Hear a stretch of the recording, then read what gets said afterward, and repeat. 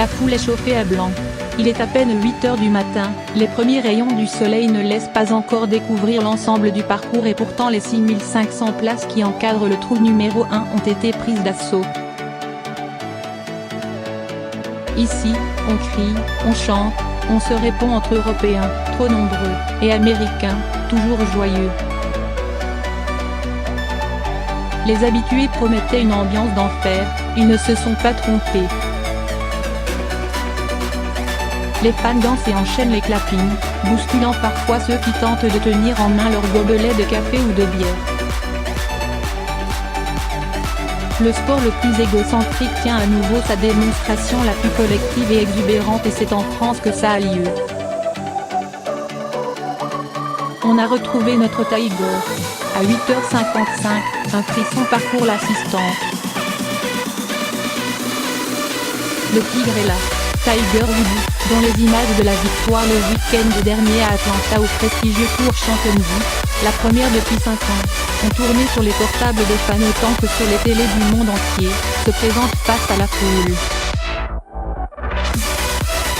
Difficile de lire quelconque émotion sur son visage, loin de l'enthousiasme de la paire européenne formée par Fleetwood et Molinari. Les fans européens ne s'y trompent pas, on entend des sifflets, un joyeux chahut, comme si le public drapé d'étoiles jaunes voulait ramener l'icône à sa simple nature de joueur parmi les autres. Il n'a jamais brillé à la Ryder Cup, pourquoi ça commencerait ? S'amuse John, un quadragénaire anglais, verre de bière à la main. La remarque n'a rien d'une conviction, mais d'un simple constat.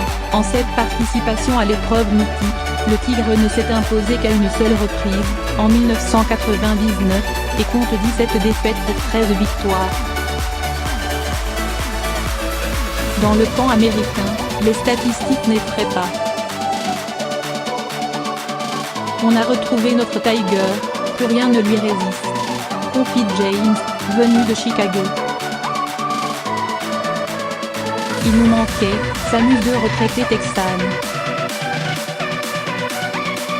Son retour ne peut laisser personne insensible et c'est loin d'être terminé.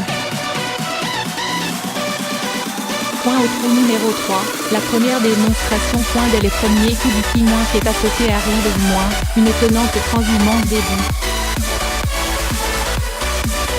La foule se déplace en mouvement, encadrant les fairways d'où s'échappent des dizaines de photographes et de journalistes. Avant chaque coup, un silence d'ortige l'instant. Pour l'atmosphère, la partie semble déjà être un morceau d'histoire mais le Tigre, lui, reste impassible.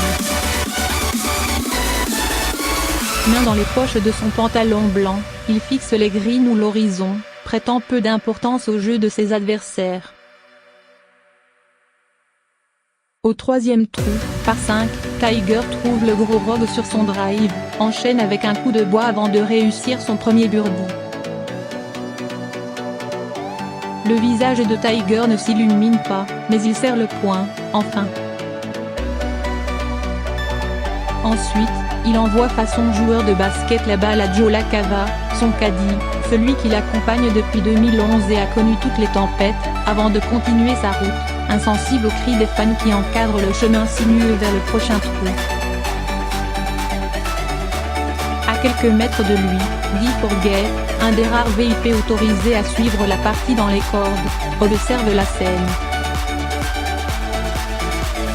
Tout est exceptionnel, son implication, sa détermination, le tout dans une ambiance de folie, confie-t-il au point. Ce à quoi on assiste, ce n'est pas loin d'un match tendu de Coupe Davis. Comme sur un tour de tennis, la paire Molinari fait foudre en tout surtout à vous de Véride. Une fin de partie à l'eau. Ce sont d'ailleurs les Européens qui s'offrent le trou numéro 4, alors que Wood, lui, a manqué sa mise en jeu. Mais la paire américaine Wood-Reed, vraisemblablement la plus improbable de la matinée entre l'idole Tiger et le mal-aimé Reed, se rebute. Les Américains échangent un coup pour la première fois, au trou numéro 9, avant de prendre le lead dans la foulée. Molinari permet aux Européens de recoller au numéro 11 avant que Fleetwood, en fin de partie, ne fasse l'étalage de son talent, 2 birdies consécutifs et un final de haute volée au trou numéro 17. L'Europe tient sa première victoire, 3-1, et Tiger Woods est à la mine des mauvais jours. Symbole de cette impuissance, cette maudite balle qui a terminé sa course dans l'eau au tee shot, à la mise en jeu, du 16e trou. Le roi a quitté les greens avec une amertume qui le poursuit dans son histoire agitée avec la Ryder Cup. Il lui reste 2 jours pour inverser enfin la tendance.